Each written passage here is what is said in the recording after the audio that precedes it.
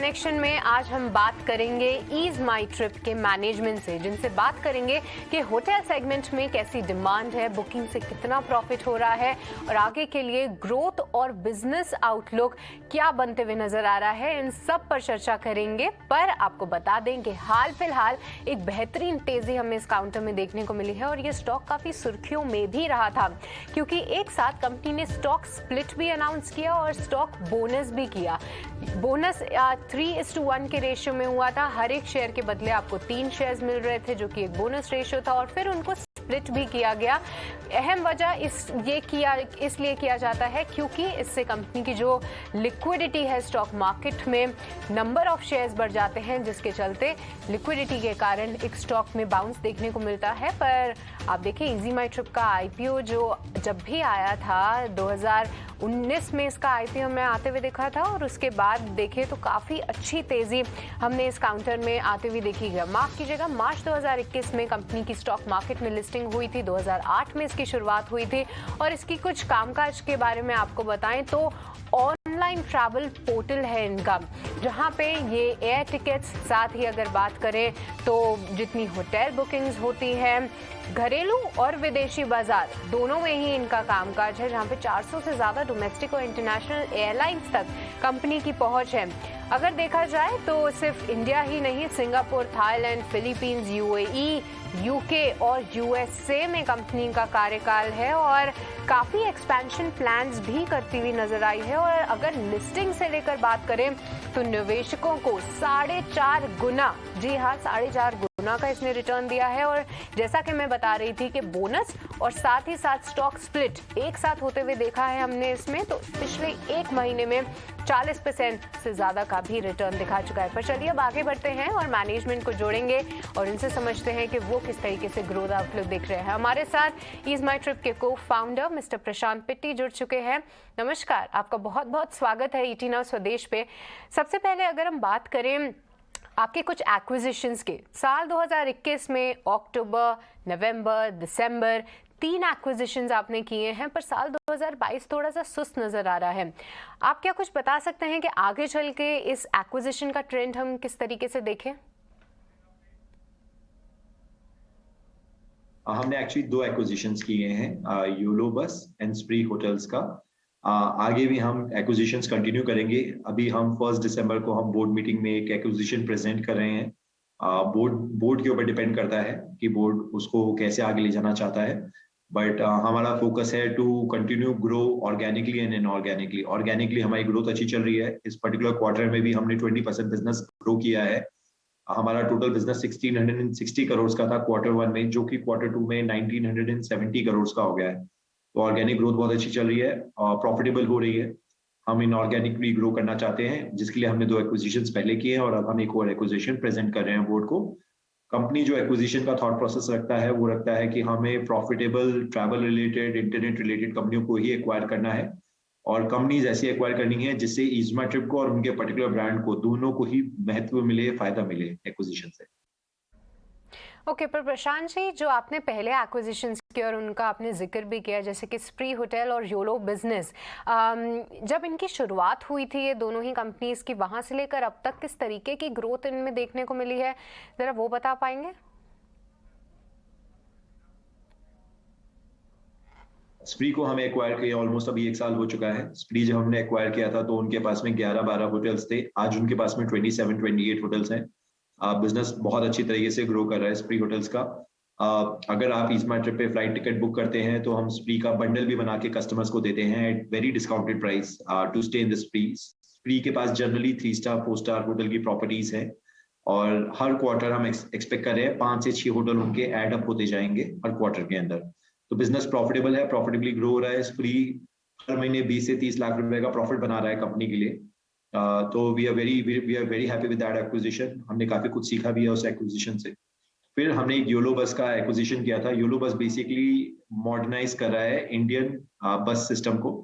Basically intercity buses जो कि लगभग 17 मिलियन है इंडिया के अंदर, इन बसेस को मॉडर्नाइज कर रहा है। उनके अंदर जीपीएस लगाकर, उनके अंदर वाईफाई लगा के, उनके अंदर क्लीन टॉयलेट्स लगा के, उनका पूरा राउट मैपिंग करके। और ये बहुत जरूरी बिजनेस है। हमें, जैसे हमारे पास में आज वंदे भारत ट्रेन है जिसके लिए हम बहुत गर्व फील करते हैं। हमारे पास में अच्छी अच्छी एयरलाइंस है, हमें उस तरह से हमारे पास में बहुत अच्छी बस सर्विसेज भी होनी चाहिए एक शहर से दूसरे शहर पे जाने के लिए। अगर मैं आपको एक अप्रोक्सीमेट नंबर दूं, intercity travel between between one city to other city का अगर मैं आपको ब्रेकअप दूं, तो लगभग 55% ट्रैवल अभी भी बसों से होता है, लगभग 40% आपके ट्रेन से होता है और सिर्फ 5% एयर ट्रैवल से होता है। तो ये बस बहुत बड़ी मार्केट है और इस मार्केट के अंदर हम योलो के थ्रू उतरे हैं और हमारा काम यह है कि हम बस सर्विसेज को बेटर बनाएं, हम कस्टमर्स को एक रिलायबिलिटी दे। बसेस का सबसे बड़ा प्रॉब्लम यही आता है कि बस लास्ट मिनट पे कैंसिल हो जाती है। तो योलो बसेस लोगों को रिलायबिलिटी देती है, अच्छी सर्विसेज देती है, वाईफाई देती है, जीपीएस देती है, जीपीएस जिससे ट्रैकिंग हो पाए। तो योलो का बिजनेस अभी 2-3 महीने पहले ही दोबारा रीस्टार्ट हुआ है। अभी ये बेसिकली रिकॉन्फ़िगरेशन मोड पे चल रहा है, बट हमें काफी उम्मीद है योलो बसेस से। ओके, तो प्रशांत जी पूरा ट्रैवल स्पेस ही देखिए बस करते हुए नजर आ रहा है और उसमें खास तौर से बस सेगमेंट आपको लगता है अच्छी तरीके से ग्रो करेगा। पर ट्रैवल स्पेस में बात करें तो दिग्गज कंपनी जैसे फ्लिपकार्ट और अमेजॉन, इन्होंने भी हाल फिलहाल कुछ एक्विजिशंस किए थे और ये भी बड़ा बनने की कोशिश कर रहे हैं। किस तरीके से आप कंपटीशन को पैन आउट होते हुए देख रहे हैं और उसके लिए क्या स्ट्रैटेजी रहेगी आपकी?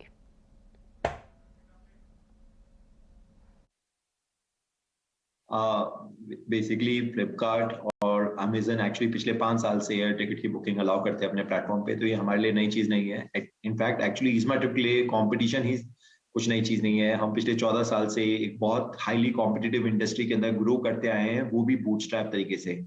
हमने कभी फंडिंग रेज नहीं की है, हमारे सारे कॉम्पिटिटर्स ने बहुत डीप फंडिंग रेज की हुई है और हमेशा लॉस में रहे हैं। तो हमें उनको कैसे टैकल करना है, उनके पास बहुत सारे पैसे होते हुए भी हमें कैसे ग्रो करना है, हमने सीख लिया है।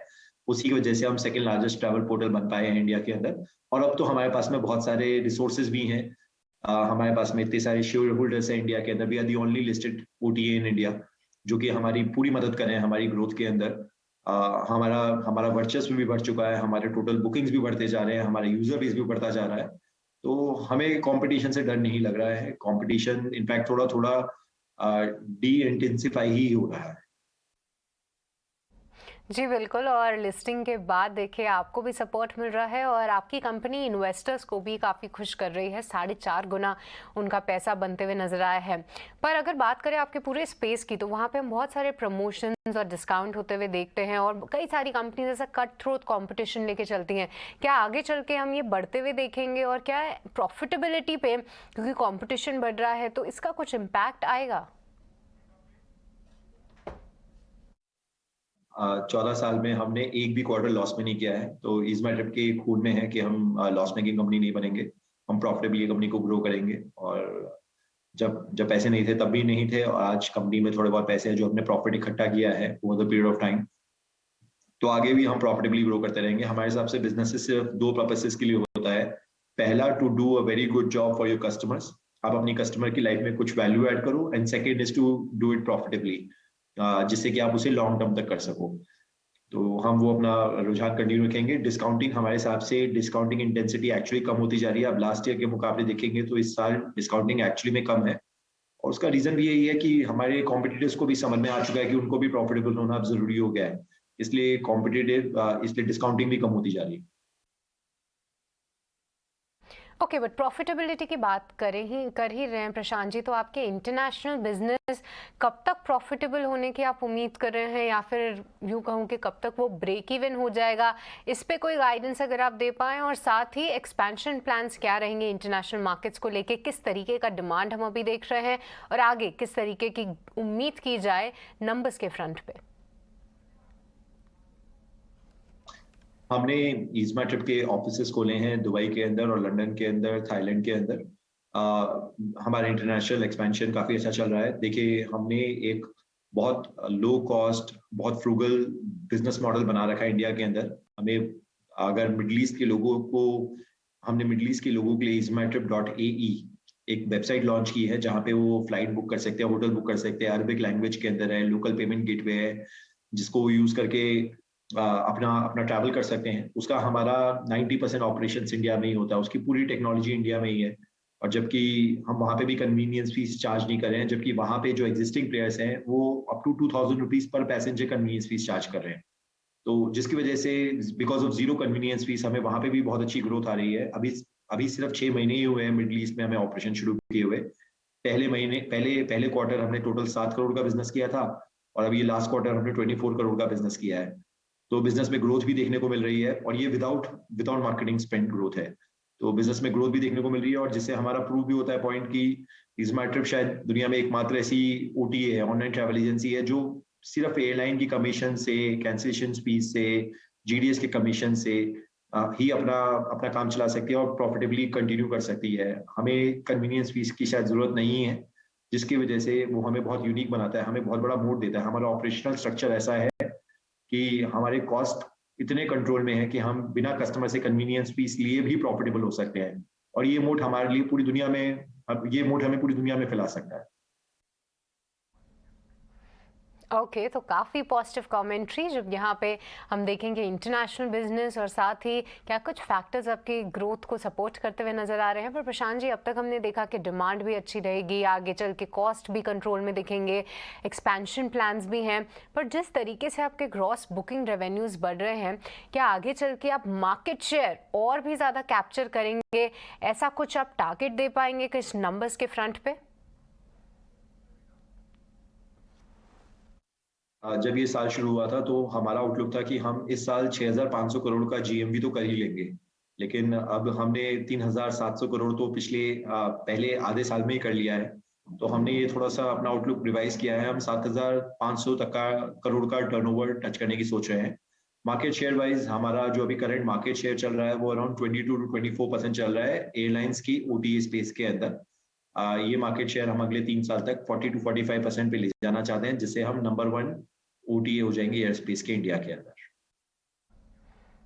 ओके तो एयर स्पेस में अभी जो 22-24 में मार्केट शेयर चल रहा है, अगले 3 साल में 42 to 45% ले जाने का लक्ष्य है। इसी के साथ प्रशांत जी हैं, आपका बहुत बहुत शुक्रिया हमारे साथ जुड़ने के लिए और सभी दर्शकों को बताने के लिए कि क्या कुछ ट्रिगर्स रहेंगे आगे के लिए कंपनी के ग्रोथ आउटलुक को नज़र में रखते हुए। तो ये थे ईज माई ट्रिप के मैनेजमेंट पर। चलिए अब आगे स्टॉक पे चर्चा करते हैं और एक फंडामेंटल एनालिस्ट से पूछते हैं, क्योंकि कंपनी के मैनेजमेंट से तो बहुत ही पॉजिटिव कमेंट्री आ रही है, पर स्टॉक चाल के लिहाज से बात करें तो पिछले 1 महीने में 40% का रिटर्न दे चुका है। और इस पे बात करने के लिए अब हमारे साथ डॉक्टर रवि सिंह, जो कि हेड ऑफ रिसर्च है शेयर इंडिया के, वो मौजूद हैं। Very good afternoon Ravi and welcome to ET Now Swadesh. आपका क्या नज़रिया है? देखिए, आपने मैनेजमेंट को सुना, आगे चल के कई सारे ग्रोथ एवेन्यूज वो खुलते हुए नजर आ रहे हैं, जहाँ पे बस, इंटरनेशनल सेगमेंट, ये कुछ उनके काउंटर्स है जहाँ पे उनका पूरा फोकस रहेगा। पर शेयर प्राइस के लिहाज से क्या अभी भी जिसको फ्रेश एंट्री करनी हो, क्या कुछ मौके नजर आ रहे हैं वहाँ पे? गुड आफ्टरनून सृष्टि जी, बिल्कुल आपने सही बताया। और अगर ओवरऑल यहाँ पर स्ट्रक्चर को समझते हैं तो जिस तरीके से अभी स्टॉक ने परफॉर्मेंस दिखाई है वो काफ़ी पॉजिटिव रही है, और नंबर्स भी यहाँ काफ़ी अच्छे निकल कर आए हैं। कंपनी के प्रोजेक्शंस अच्छे हैं, और एक कंपनी जो इस तरीके के बिजनेस में उसको ग्रो करने के लिए जितनी चीज़ें चाहिए वो यहाँ पर काफ़ी हद तक एक अप टू द पॉइंट है। तो मुझे लगता है कि जो आपने 40% एक महीने में रिटर्न देखे हैं, एक साल का अगर कंपैरिजन करें तो 98% के रिटर्न देखे हैं, ये अभी और बढ़ेंगे।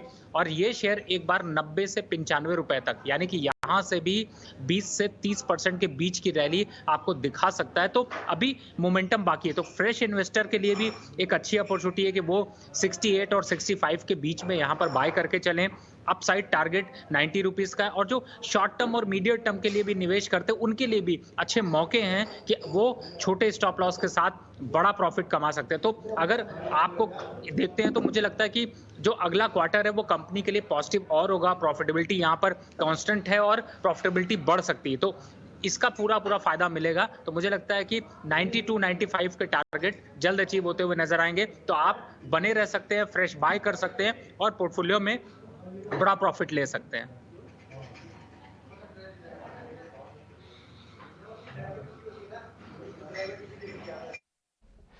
ओके बहुत बहुत शुक्रिया रवि बताने के लिए कि क्या नज़रिया बन रहा है हमारा ईज माई ट्रिप को लेकर, जहां पे 90-95 के टारगेट्स रवि सुझा रहे हैं और फ्रेश निवेश के लिए भी